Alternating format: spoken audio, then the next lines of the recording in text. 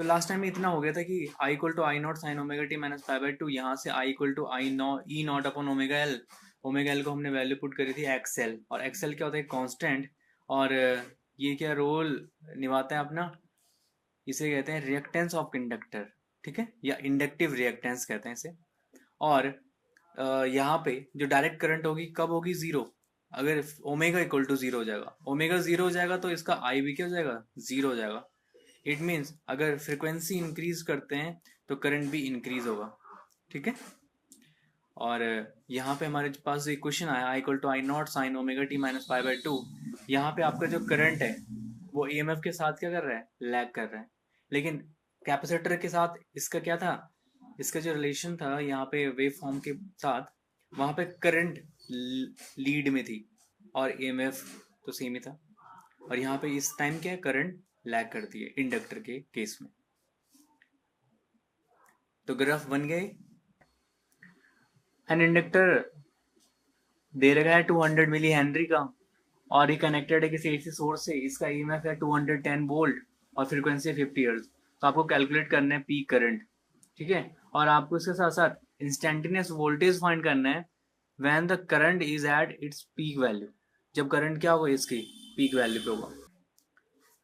तो हम सबसे पहले इसका इंडक्टेंस निकाल देते हैं। Inductive reactance, reactance of the inductor XL equal to omega L. Omega की वैल्यू 2 पाई न्यू, एल की वैल्यू 200 मिली हेनरी। 2 रखो, पाई की वैल्यू रखो, न्यू 50 हर्ट्ज है तो हर्ट्ज को कह सकते हैं 50 सेकेंड इनवर्स। और 200 मिली को कैसे लिखेंगे, 200 multiplication 10 to the power minus 3 henry. और यहाँ पे क्या बोला मैंने, 10 की पावर माइनस 3 है, 100 है, तो 10 की पावर माइनस 1 इंटू 2 0.2, फिर 50 के साथ मल्टीप्लीकेशन 0.2 की तो 10 आ जाएगा, 10 टू या 20, 20 मल्टीप्लीकेशन 3.14 इज 62.8 ओम। ये जाएगा एक्सएल, ये क्या आ गया आपका एक्सएल, ठीक है। एक्सएल फाइंड होने के बाद आप इसका पीक करंट निकाल लो। क्या होगा formula, I equal to I not equal to E not upon XL. तो पीक करंट हम कैसे फाइंड कर सकते हैं, I not equal to E not upon XL. E not की वैल्यू 210 वोल्ट दे रखी है, एक्सएल अभी फाइंड करा 62.8 ओम, डिवाइड दे दो 3.39 एम्पियर। तो इसके अकॉर्डिंग हमें, और हम जानते हैं जब इंडक्टर हो, प्योरली इंडक्टिव सर्किट हो, तो वहां पे क्या होता है, as the current lags behind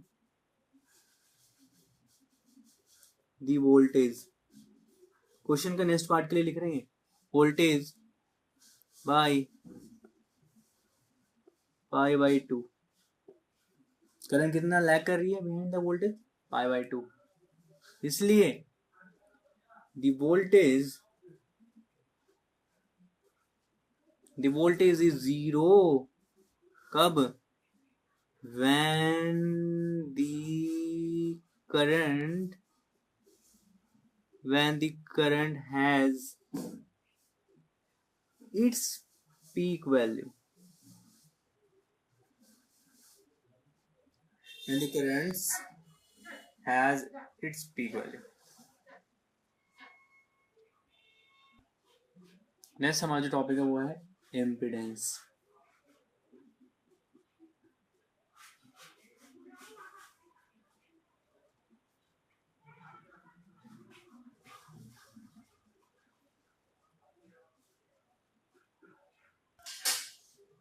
क्या पढ़ा हमने जी, एक प्योरली रेजिस्टिव सर्किट पढ़ा था, प्योरली कैपेसिटिव सर्किट पढ़ा था, और प्योरली इंडक्टिव सर्किट पढ़ा था।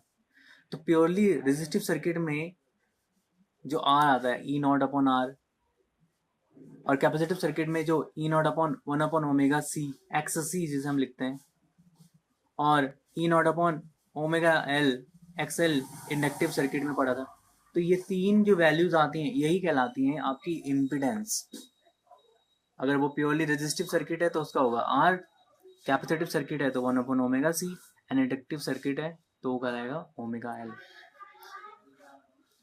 तो इसका मतलब यह है कि जो पीक करंट या पीक ईएमएफ हम फाइंड करते हैं तो उनके जो रेजिस्टेंस हमें मिलते हैं या रिएक्टेंस मिलता है वही कहलाता है आपका impedance.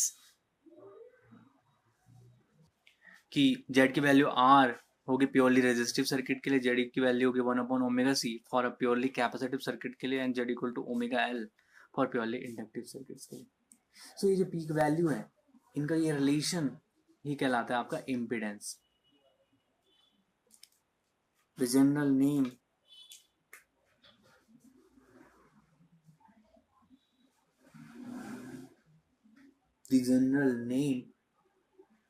for capital Z is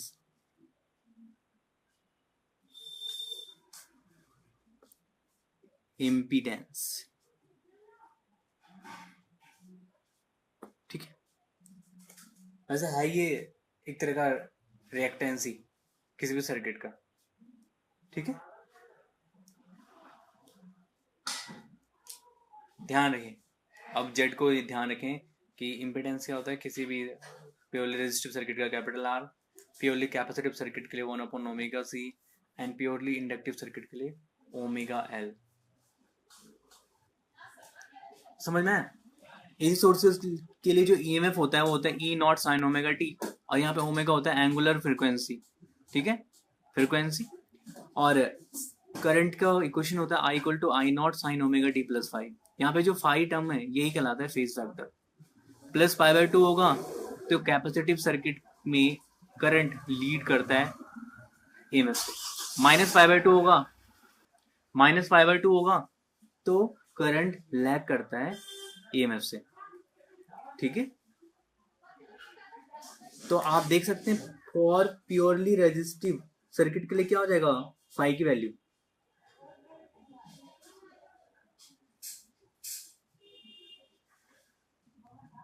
for a purely resistive circuit what is the value of phi? अरे प्यारे बच्चों बताओ, फाई वहां पे होता भी है 0।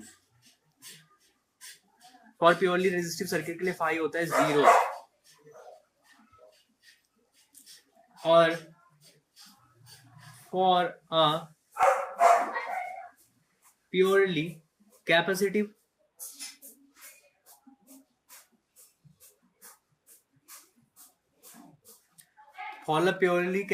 सर्किट के लिए क्या हो जाएगा फाई इज इक्वल टू, वहां पे करंट आपकी लीड करती है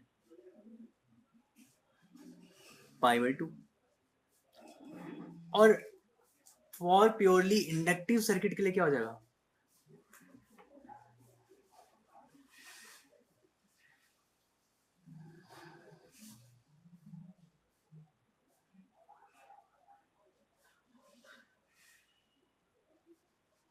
y इक्वल टू माइनस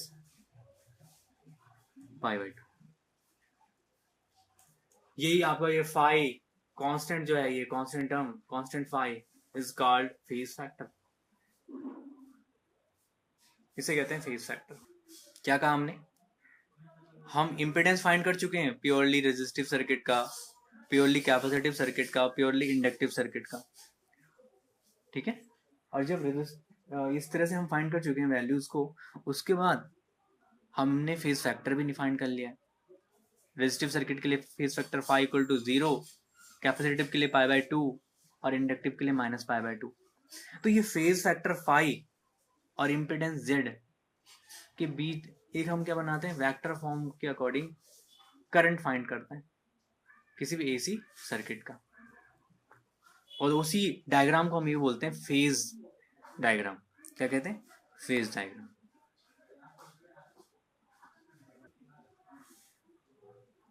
तो vector method to find the current in an AC circuit, और ये हो जाएगा ईएमएफ एसी सोर्स का equal to E not sine omega T, और इनका रिलेशन किसका, जेड का, फाई का, इस तरह से रिलेशन निकालना आर के साथ, एक्स सी के साथ और एक्सएल के साथ, इंडक्टिव कैपेसिटेंस के साथ, इंडक्टिव रिएक्टेंस के साथ। ये कहलाता है आपका क्या, इज अ वेक्टर मेथड। और यहाँ से जेड फाइंड कर लेंगे under root r square plus axis square, x is if denoted as y axis, और आर डिनोट कर रहा है एक्स एक्सिस में, और फाइव ये क्या है एंगल, और ये क्या है इनका बीच का रिजल्टेंट जेड। तो ये क्या हो जाएगा, z is equal to under root r square plus axis square. और यहाँ से इसका स्लोप आ जाएगा tan phi equal to x upon r। तो जब ये दोनों वैल्यू हमें मिल गई जेड भी और फाई भी, तो हमारे पास आई आ जाएगा E not upon Z sine omega T plus five. Question ये आता है यहाँ पे कि ये रेजिस्टेंस या इम्पिडेंस एक वेक्टर क्वांटिटी है ही नहीं। रेजिस्टेंस हो गया, कैपेसिटेंस हो गया, इंडक्टेंस हो गया, ये क्या है, वेक्टर क्वांटिटी नहीं है। पर फिर भी हम क्या कर रहे हैं, इसको वेक्टर मेथड से फाइंड कर रहे हैं। तो ऐसा क्यों है?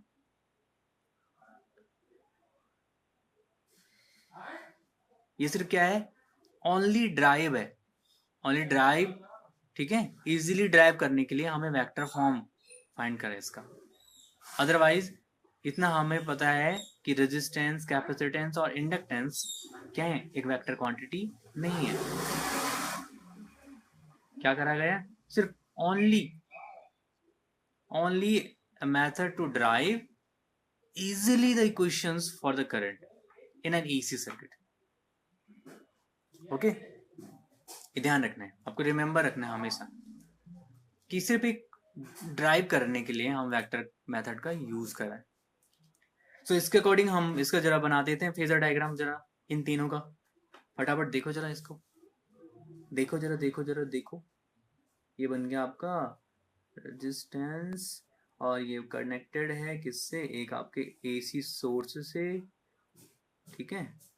ये हो गया आपका करंट आई फ्लो हो रहा है, ये आर, ठीक है। और इसका कितना होता है EMF, E not sine omega T. और इसका डायग्राम कैसे बनेगा आपको पता है, यहाँ पे फाई क्या होता है, क्या होता है बच्चों, phi ten ten ten ten ten, ये हो गया आपका, ये यहाँ पे आपका ये है आर, और आर बी और जेड बी दोनों क्या होंगे, equal, z equal to r होगा यहाँ पे। बिकॉज क्यों, बिकॉज इसलिए क्योंकि यहाँ का आपका फाई कितना होता है, 0।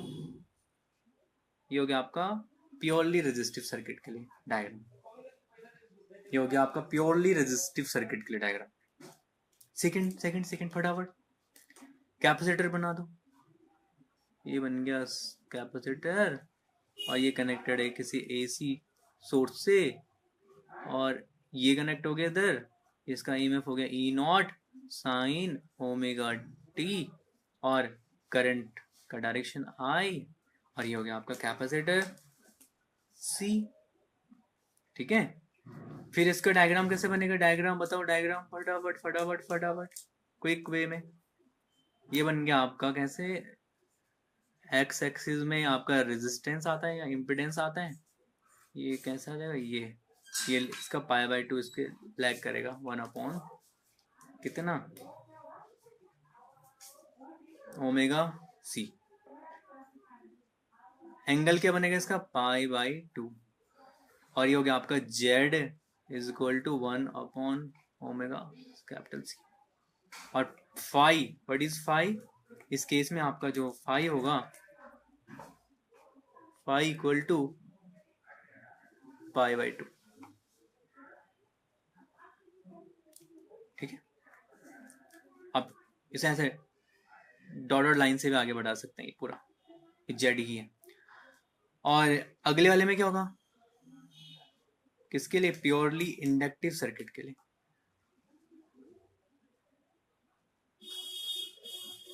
ये कनेक्ट होगा इससे एसी सोर्स से, और ये E not sine omega T capital L और आई करंट, और इसका जो डायग्राम होगा वो कैसा होगा, ये करेगा इस टाइम लैग, तो ऐसे डाउनवर्ड, और यहां से आप इसको डायग्राम को ऐसे खींच लो, ठीक है। और एंगल कितना बनेगा यहाँ पे, पाई बाय 2, और ये है ओमेगा एल, मिलो। तो यहाँ पे कितना होगा, z equal to omega l, और फाई होगा माइनस पाई बाय 2, ठीक है। तो ये बन गए तीनों इसके डायग्राम, फेजर डायग्राम। हाँ ना बोलो।